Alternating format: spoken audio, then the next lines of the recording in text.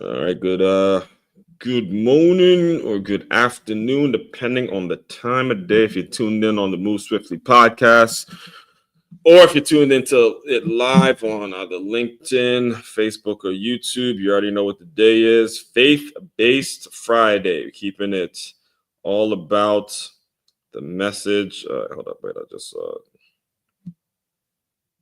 let me just share it out real quick on Facebook. All right. It's a couple points here.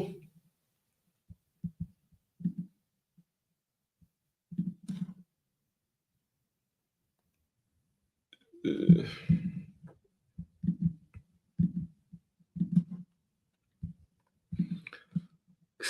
me get it all set up. Yes. All right, let's get right into it. First and foremost, let me just introduce myself to anybody that may be new around here. You know what we're going to be diving into.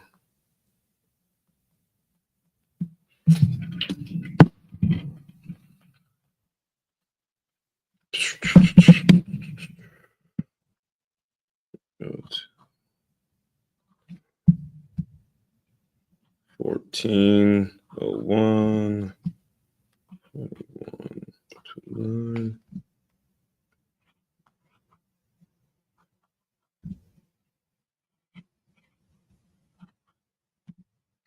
All right, let's get right into it. All right.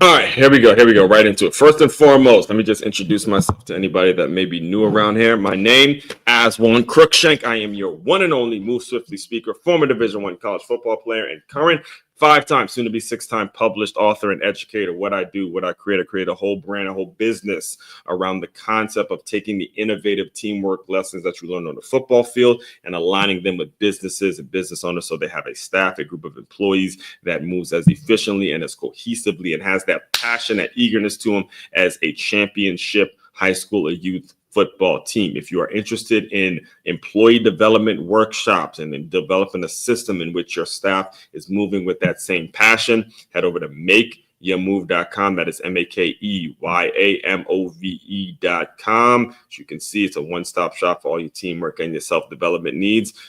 You are tuning in on what I like to call Faith-Based Friday, the biggest change in my life from last year to this year. I'll be 100% honest with you, 100% transparent with you, as I was reignited. I recommitted myself to going to church every single Sunday. It started out and this is why I'll never forget it.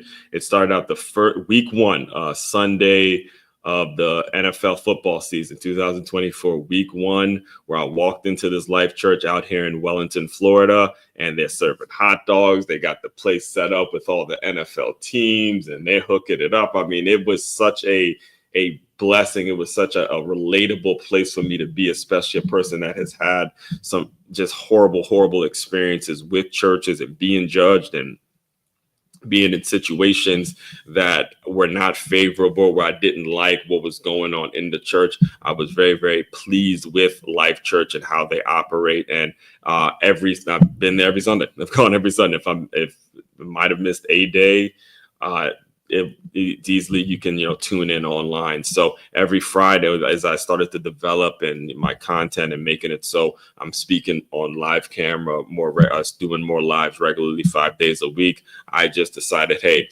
Friday's a great time to rehash and rethink and reintroduce the message that got brought up by Pastor Craig Rochelle, or if he brings in another pastor to come speak and deliver a sermon. So that's what we do every single Friday here. He is in a message series. He's in a message series talking about marriage and the importance of a solid marriage, what's needed if you want a genuine partnership with someone. And one of the main part of today's message is really understand the difference between being, loving someone and you having a shared mission with someone. All right. Loving someone can be very difficult to understand because the world is constantly pointing us in a direction where we equate something with love. We equate something that's bad for you with love. Okay. I'll show you right here. You hear kids say, I love candy, right? I love this.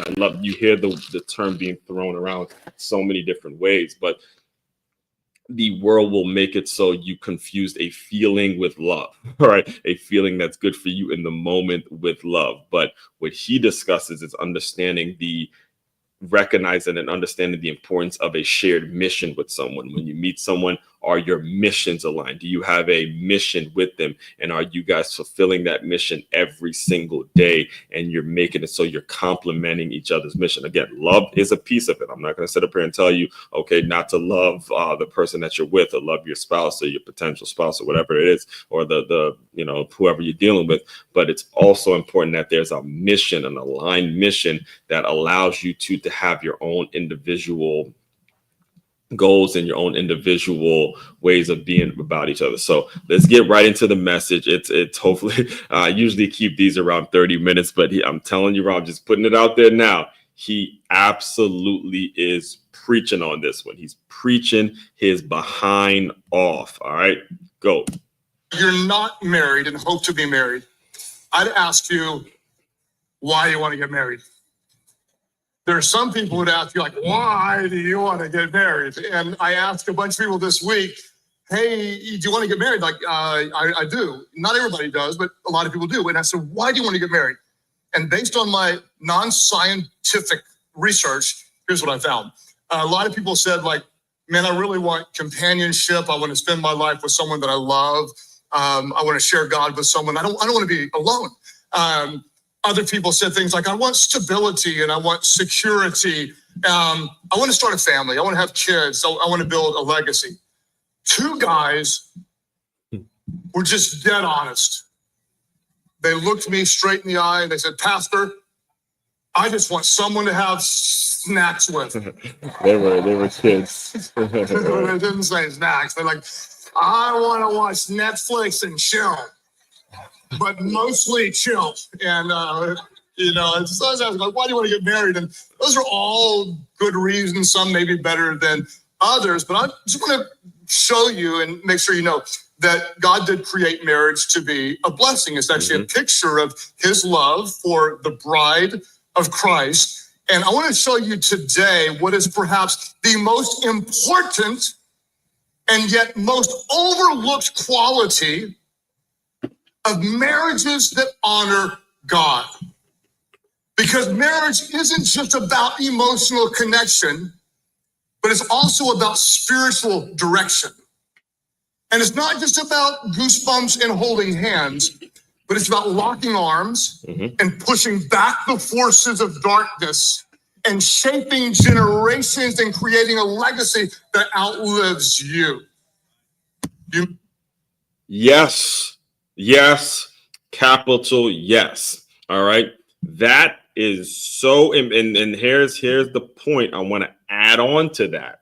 All right. I want to add on the fact that these things that he is talking about, a lot like we discussed last week, these things can be worked within you. Okay. They can be worked within you. You can start the work on these things. All right. I have spent a good deal of time, more than probably anybody you ever know, of my life being a single man. And I'm telling you from experience, you can do the work on yourself for when you get on your mission. Just do what you can. Do what is made available to you. And when you run into the right people, when you and the person that you're supposed to be with, when you lock arms, it's going to be a sense of spiritual direction, a sense of this is what I was planning on doing anyway. And now you and I can do it together, and it just expedites the process. This is, I'm telling you from experience, you can't look at somebody else and start pointing fingers and say, okay, because that person didn't do this, then I'm not going to do it. That is not going to be an option, especially, listen, And I tell you guys every day, I come from the football world. I come from the athletics world, the sports world, where it's clear on film. If your behind didn't make the tackle, it's on film because you didn't make the tackle. You can't go blaming your D lineman or this one or that one. No, it's you. You got to hold yourself accountable. All right. This is the work that you can be doing on your own. That is what it should be about. That right there, what he said, a mission, a spiritual direction is exactly the way you should be looking towards this thing and who you're going to find and all that stuff. I mean, that man, I'm telling you, he's preaching today. He's going to preach it. He's going to talk it. You may not share, you may not say amen when I say it, but I promise you it's powerful. The most important quality of a marriage that honors God is a shared mission.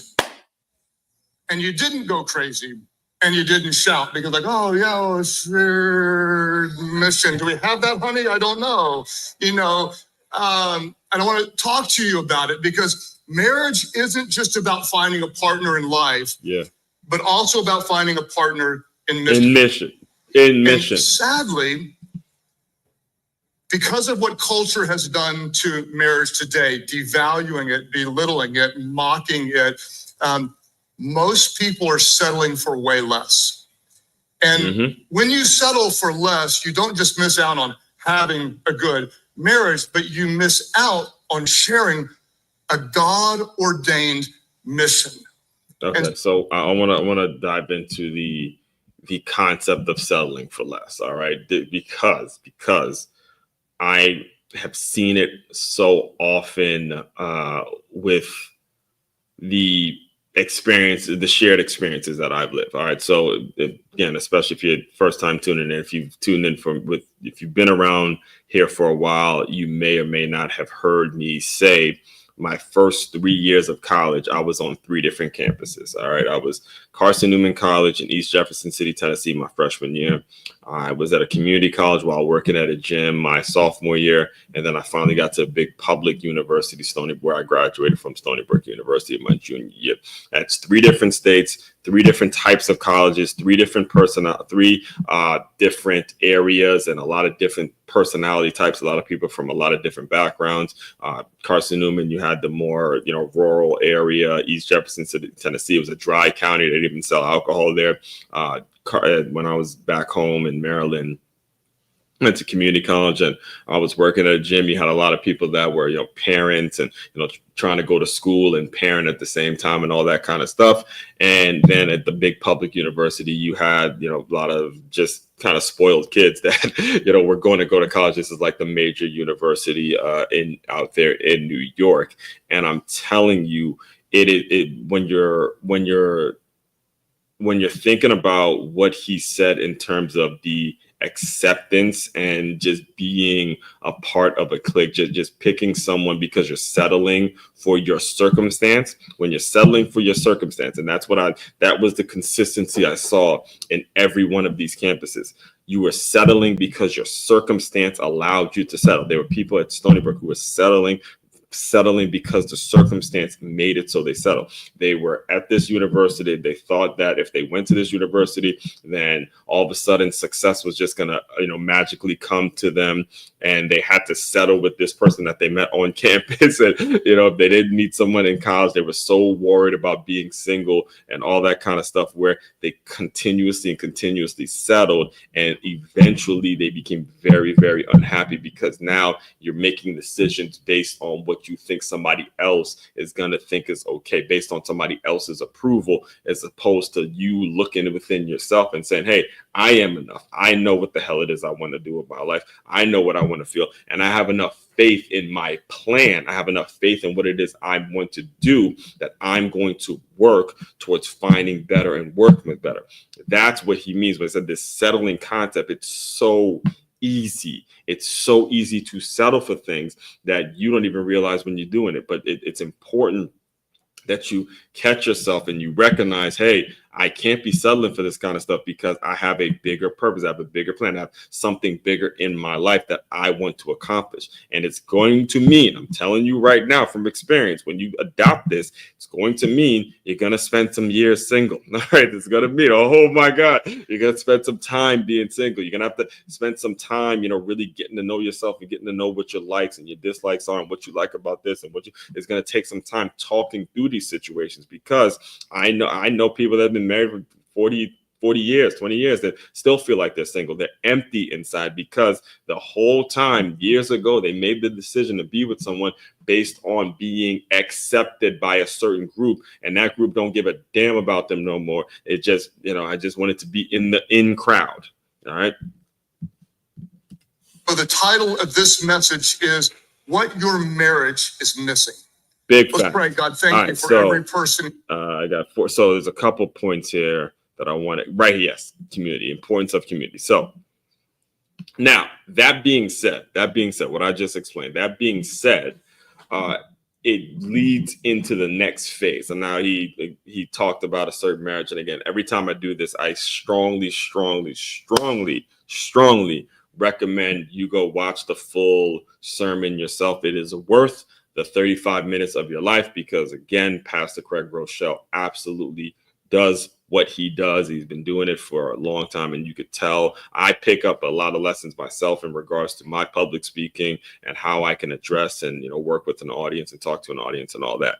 But as you think about the concept of being naturally pushed into this element of pushed into this place where you want to be accepted by people, now what also becomes important is community, right? Community, and making sure you have the right community around you that are going to support you for whatever it is you're going through, support you personally, and then also support the significant other that you bring around. And they've been supportive of you to the point where they know whoever you bring in your life is going to be somebody, better be somebody that is doing something productive with their life, wants to be very productive, wants to change or break some patterns that they may have had in their family that has harmed them. All of those things need to be in place, and you need to be asking those questions as you go about getting to know someone. And I got another thing on that point. Getting to know someone doesn't stop at the dating phase. All right. Getting to know someone is going to be something that happens every single day, every single 24, every single time you actually have a conversation with this person. You better be getting to know person for the rest of your life. Getting to know someone is not something that is going to have like a time period, right? It's not going to have an expiration date. All right. There's no expiration date on getting to know someone. I don't give a shit. All right. I'll give it a rat's behind about how long you've been with or how long you've been married to someone. You still have to make sure that you are doing what you have to do to get to know them every single day. Pray for him, and their marriage made it. Well, we ended up moving on, did another life group, and probably 22, 23 years went by. And Amy and I were out at a restaurant, and we looked up, and there were our old friends. And they came charging toward us and hugged us, and showed us their kids, and there were more of them, they're older and stuff. And they said, hey, I want you to know our life group back then saved our marriage. And I just thought to myself, yes, it's so true, because a marriage without community is a vulnerable marriage. And a marriage with community has the spiritual strength of the people of God to help you through those difficult times. And honestly, if you don't have that, I don't want to make you feel guilty. Like, I'm just going to go, how do you do it?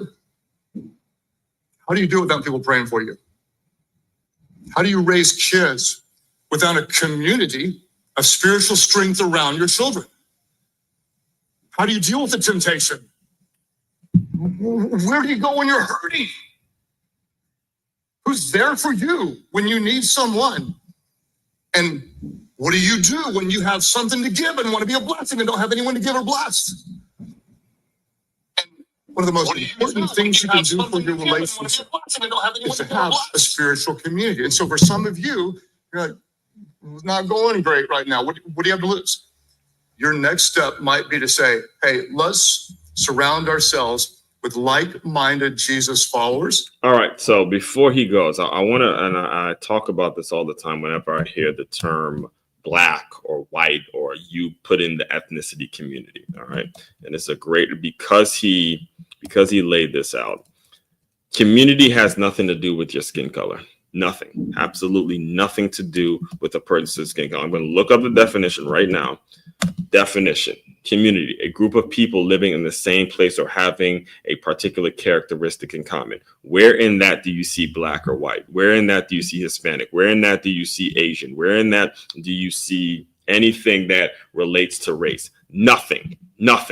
So when he talks about building a community, a spiritual community, it is nothing at all to do with race. And because this term, black community, white community, Hispanic, Asian, you name it, gay, whatever, all right, again, has nothing to do with it.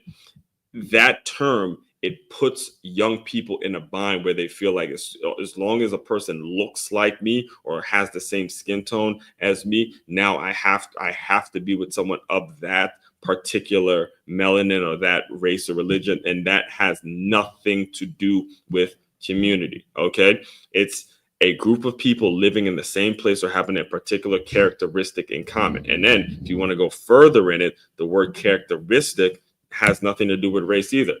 Typical of a particular person, place, or thing. Nothing about any of this stuff has black or white, but yet we feed our young people, we poison our young people, we poison our young people with that nonsense that it has anything to do with it. And when he's talking about finding, when he's talking about finding or the importance of community, it's more so where exactly you want your spiritual life to be. Where are the people? What are the people doing? What are the people doing that are around you? I'll give you a great example. In fact, I just a couple of weeks ago, I had lunch. I had lunch with my boy, one of my boys from way back in the day. Shout out to Danny Parker, man. Danny, he was actually on the show last year. He played football at Duke. He and I played football in high school together, and now we're both out here living in Palm Beach. And he was telling, because his son now, I believe, is 1, and last year it was obviously a newborn and all that kind of stuff. And he was telling me, I don't really mess with people that don't also have kids, or I don't really, guys that don't also have kids, or, are aspiring to be a father, aspiring to be better men of God. He goes, I don't really bang with people like that no more, because what's the point? What's the use? Right now, my life is spent, being a husband, being a father, getting myself financially better off than I was yesterday,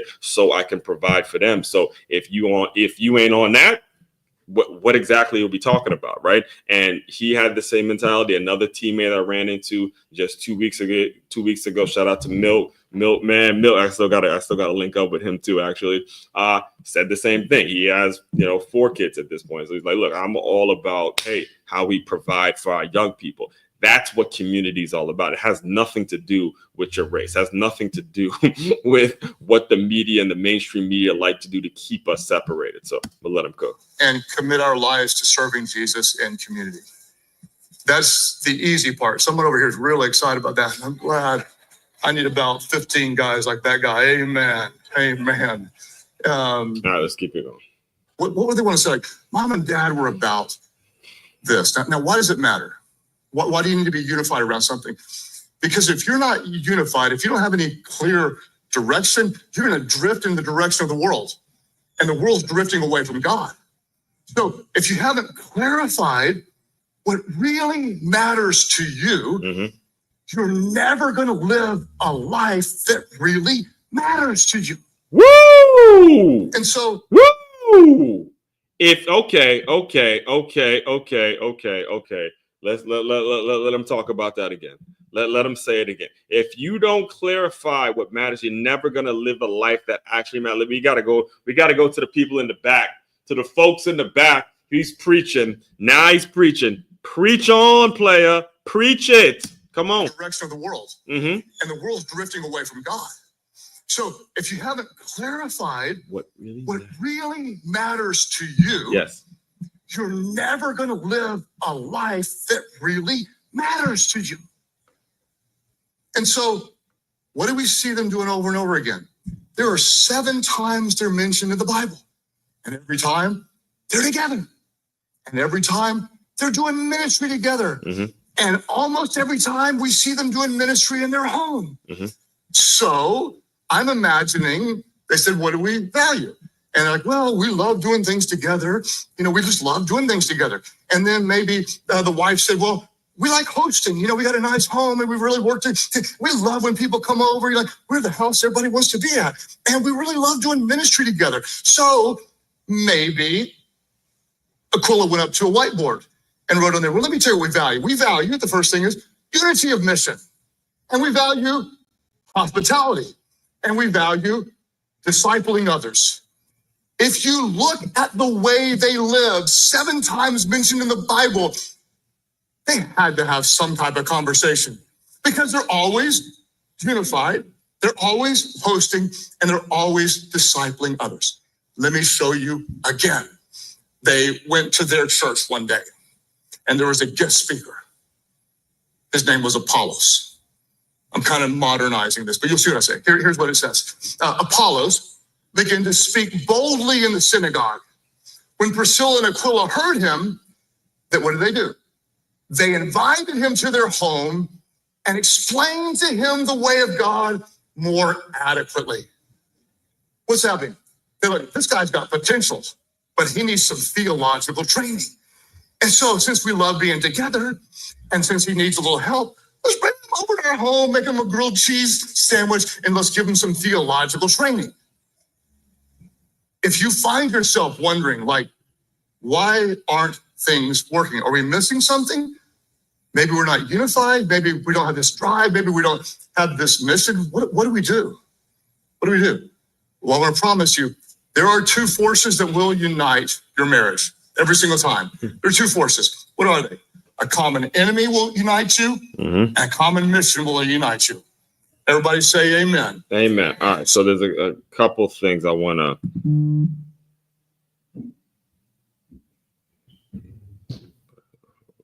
There's a couple points I want to make here. So when he says common enemy, he actually he refers to some of the things that go on in terms of who we let our kids around as adults. So I'm gonna let that play, and then there's also a point too I want to play at the end in which he talks about how you should be living your life moving forward. Sports, not education. And I have a master's degree. I love education. Not around this stuff. In fact, we had a couple of boys that were on a traveling soccer team that didn't have the best influence. So we put them on a lesser team. Why? Better coach, better influence. Why? You can't control who their friends are, but you can control the environment you put them in. Yes. Did they go on to play college soccer? No, they went on to do ministry. That's a win. Yes. College soccer, when you're bold for Jesus, is also a win. But we made a decision that way. And so everything we designed around trying to help create an environment that would help them grow spiritually, it's not an accident. And we did it together, and it wasn't easy. And it took the whole church, and it's still miraculous. Still miraculous in the culture. We can't even brag like, well, we did a few things right, and God showed up and did the rest, right? So what do you love? What do you hate? And what are you going to do about it? Hate, right? Some of you, yes, it is. You love food. It's a good thing. You love cooking. And you hate when people are alone. So what do? Go, hey, you know what? Let's make meals for people when they have a baby. Let's make meals for people whenever they come out of the hospital. Let's just use our gifts to go and bless people. It's a good thing. You love financial stewardship. You hate debt. You used to be in debt, and you got sick of being in debt. So you got out of debt, and now you love being free, and you hate debt, and say, oh, you know what? Let's mentor other people to help them get out of debt. Or you're like, you love kids and you love family and you love home.